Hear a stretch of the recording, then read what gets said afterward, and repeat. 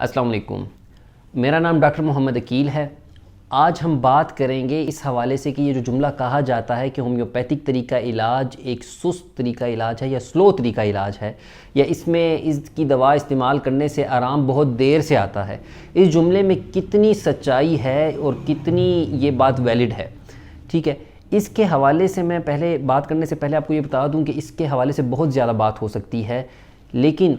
जो पैमाइश के किसी की सेहत नापने के हवाले से मुख्तलिफ़ दुनिया के हिस्सों में, मुख्तलिफ़ कल्चर्स में और मुख्तलिफ़ जहन के लोगों में मुख्तलिफ़ कंसेप्ट पाए जाते हैं। लेकिन यहाँ पे मैं आपको जो रेफरेंस दूंगा वो आलमी इदारा सेहत यानी WHO का दूंगा, जिसमें आलमी इदारा सेहत ये कहता है कि एक बंदा सेहतमंद तब कहलाता है जब वो रूहानी, नफ्सियाती और जिस्मानी लेवल पे एक बेहतरीन किस्म के अपने फंक्शंस को इंजॉय कर रहा हो। वो उसके तमाम के बॉडी के स्ट्रक्चर के फंक्शन हो गए, उसके नफ्सियाती तौर पे वो बेहतर महसूस करता हो और रूहानी तौर पे भी। ठीक है,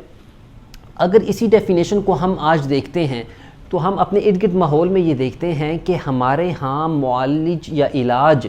जो किया जाता है उसमें मेजॉरिटी केसेस में सिर्फ़ और सिर्फ जिस्म का इलाज किया जाता है। यानी मिसाल के तौर पे किसी को टाइफाइड हो गया, हेपेटाइटिस बी, सी, एनीथिंग जो भी है, HIV, एड्स, या इवन के कुछ नॉन इन्फेक्शियस डिजीज़ हो गई हैं, जैसा कि गुर्दे में पथरी बन गई, पित्ते में पथरी बन गई, मैदा उसका डिस्टर्ब है किसी वजह से, तो उसमें देखते हैं कि हमारा पूरा का पूरा फोकस ये होता है कि हमने इसका मैदा ठीक करना है, जो भी तकलीफ़ है उसकी तरफ फोकस करना है। हम यहाँ पे ये नहीं असेस करते कि जो टाइफाइड का बैक्टीरिया उसके जिस्म में मौजूद है उसने उसकी रूहानियत और उसकी नफ्सियात पे क्या तब्दीली लाई। ठीक है, अब होता क्या है कि जब हम उसका इलाज शुरू करते हैं, हमसे मुराद मतलब मुख्तलिफ़ किस्म के जो मुआलिजीन हैं वो इलाज जब चालू करते हैं उसका, तो उसमें उसकी जो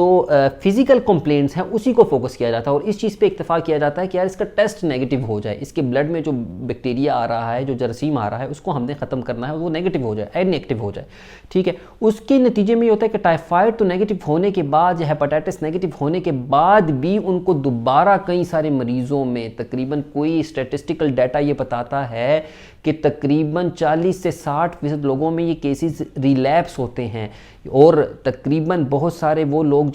जो स्टूडेंट्स हैं, मेडिकल से रिलेटेड जो लोग हैं, उनको इस बात का इदराक है, उनको पता है कि ये तकालीफ अगर लाइफ टाइम नेगेटिव भी रहें, PCR में ये चीज़ें नेगेटिव आती रही हैं, हेपेटाइटिस B और C नेगेटिव आता भी रहे, तब भी उनको जहनी तौर पे वो लोग कई सारी तकालीफ में मुब्तला होते हैं, उनके पट्टे कमज़ोर होते हैं। तो अगर हम WHO की ही डेफिनेशन को देखते हैं तो हमें ये मालूम पड़ता है कि जो उसकी डेफिनेशन है हेल्थ की, सेहत की, वही पूरी नहीं कर पा रहे हम अपनी मेडिकेशन जो हम अप्लाई कर रहे होते हैं। तो वहाँ पे अगर आपने 6 महीने में या 4 महीनों में हेपेटाइटिस का इलाज तो कर दिया, लेकिन कुछ अरसे बाद वो बंदा किसी नफ्सियाती या रूहानी या किसी और फिज़िकल जिस्मानी तकलीफ़ में मुब्तला हो जाता है, तो क्या हमारी कॉमन सेंस आम अकल ये बात कहती है कि हमने उसे क्योर कर दिया, हमने उसका इलाज कर दिया? अगर आप WHO ही की डेफिनेशन को देखें तो हमें ये जवाब मिलता है कि कतन नहीं, हम ये इलाज या ये जो मार्का है अचीव करने में नाकाम रहे हैं। तो वहाँ पे होम्योपैथी इसका आंसर रखती है। देखें, होम्योपैथी एक फितरत के मुताबिक, कुदरत के मुताबिक इलाज है जो कि बिल्कुल कवानीन पे मुहित है, जिसके अपने कवानीन हैं, और वो कवानीन इसके अपने नहीं, इसके कवानीन वो फितरत के मुताबिक ऐन मुताबिक कवानीन है। ठीक है, जैसे कि सूरज मशरिक़ से निकलता है, मगरिब में ग़ुरूब होता है, इसी तरह से होम्योपैथिक का इलाज मुआलजा उसी तरह से। अच्छा, दुनिया में कई जगहों पे जो इलाज अचीव होता है इस किस्म का, तो वहाँ पे भी आप यकीन जानें कि होम्योपैथिक कवानीन ना जानते हुए भी अप्लाई किए जा रहे होते हैं।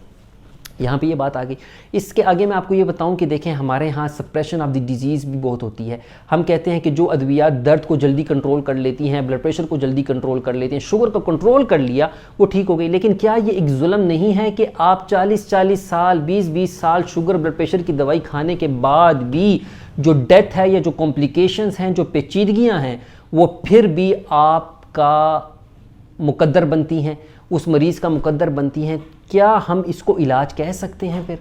जो तरीका इलाज है, मैं किसी इलाज पे क्रिटिसिज्म नहीं कर रहा, मैं सिर्फ और सिर्फ इस बात को समझने के लिए आप लोगों को कायल करने की कोशिश कर रहा हूँ कि इस बात को समझिए कि हमें जो काला कव्वा है उसको सफ़ेद कहने से क्या वो काला कव्वा वाकई में सफ़ेद हो जाएगा या नहीं होगा। دنیا میں دیکھیں کئی ساری چینجز اس وقت آ رہی ہیں، اور یہ وہ وقت ہے کہ اب ہمیں حقیقت پسندانہ سوچیں اڈاپٹ کرنا ہوں گی۔ آپ یہ دیکھیں کہ ٹائیفائڈ کے لیے جو ایک ٹریڈیشنل ٹریٹمنٹ یا علاج کرنے سے پہلے جو ٹیسٹ کیا جاتا تھا تو وہ ٹائفی ڈاٹ ہو گیا یا وڈال ٹیسٹ تھا، اور ابھی جو ریسرچز آ رہی ہیں تو وہ کہہ رہی ہیں کہ ٹائفی ڈاٹ اور وڈال ٹیسٹ آبسولیٹ ٹیسٹ ہے، یہ اب نہیں کیا جانا چاہیے، اس کا سیرم کلچر کروانا چاہیے آپ کو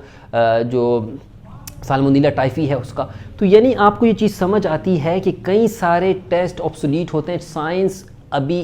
میڈیکل کے حوالے سے ایک ترقی کی طرف جا رہی ہے، اس میں مختلف قسم کی ڈیولپمنٹ ہو رہی ہیں، اور کئی ساری تکلیف ایسی ہیں کہ جس میں انسان تو سچا بتا رہا ہوتا ہے اپنی تکلیف، لیکن میڈیکل جو لیبارٹری ہے وہ اس کا آنسر کرنے میں یا اس کو پرکھنے میں ابھی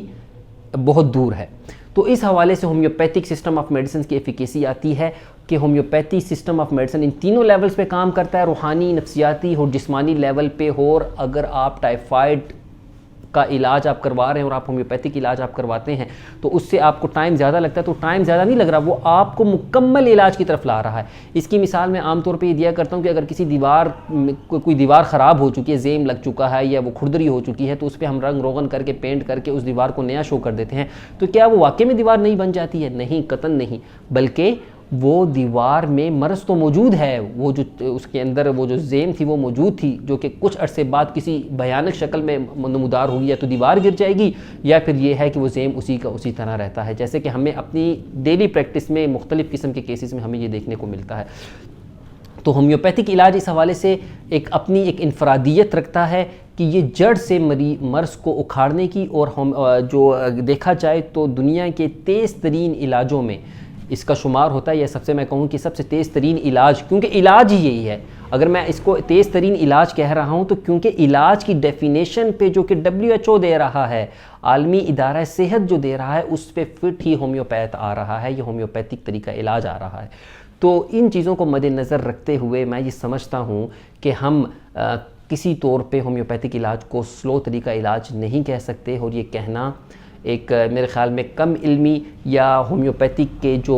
علاج ہے اس پہ جو ہے ریسرچ نہ ہونے کی وجہ سے یہ کہا جاتا ہے۔ تو اسی طرح سے اس پہ بہت ساری مزید بات ہو سکتی ہے جس پہ وقتاً فوقتاً ہم مزید بات کرتے رہیں گے، لیکن میں اپنی پبلک سے یہ ریکویسٹ بھی کرتا ہوں کہ آپ اس حوالے سے مختلف سوالات ہم سے پوچھیں، ہم اس کے جواب دیں گے۔ آپ کے ذہنوں میں مختلف قسم کی جو کوئریز ہیں اس کو آپ کلیئر کریں، ٹھیک ہے، تاکہ آپ یہ طریقہ علاج اپنا سکیں، اور آپ کی یہ بات بھی آپ ذہن میں رکھیں کہ ہومیوپیتھک طریقہ علاج جو آنے والی نسلیں ہیں ان کو مختلف قسم کی جو ڈیزیز جن سے آج ہم ترقی یافتہ دور میں جیتے ہوئے بھی ہمیں بہت ساری کمپلیکیٹڈ پیچیدہ بیماریوں کا سامنا کرنا پڑ رہا ہے، آخر کیوں؟ جہاں پہ امریکہ جیسے، انگلینڈ جیسے ملک میں بھی صحت کی بہترین سہولتیں موجود ہیں، لیکن وہاں پہ بھی رینل فیلئر کے، ڈائبٹیز کے، کینسر کے مرض بڑھ رہا ہے۔ آخر اس کی وجہ کیا ہے؟ یہ سوالیہ ایک نشان ہے کہ اس میں سپریشن آف دی ڈیزیز اور مختلف قسم کی اتنی ہائی ٹیکنالوجی ہوتے ہوئے بھی ہم نہیں کر پا رہے۔ ٹیکنالوجی سے میں آپ کو یہاں پہ یہ بتاؤں کہ اگر ہومیوپیتھک معالجین کو ٹیکنالوجی کا استعمال کرتے ہوئے، نیوبلائزیشن ہو گیا اور مختلف قسم کی جو مشینری ہے اس کا اگر استعمال کرنے کی اجازت دی جائے، قوانین اس قسم کے بنائے جائیں، تو یقین جانیں کہ ود ہومیوپیتھک میڈیکیشن اور ود ٹیکنالوجی ہم ہیومن بینگز کو، ایک انسانیت کو بہت تیز ترین علاج پرووائڈ کر سکتے ہیں۔ اسی طرح سے آپ ہماری ویڈیوز کو لائک کریں، سبسکرائب کریں اور بیل کا آئیکن ضرور دبائیں، اور کسی بھی قسم کے سوالات کے لیے آپ ضرور ہمیں کومنٹ کر سکتے ہیں، ان باکس کر سکتے ہیں۔ اللہ تعالیٰ آپ کو اور ہم سب کا ہم ناصر ہو۔ اللہ حافظ۔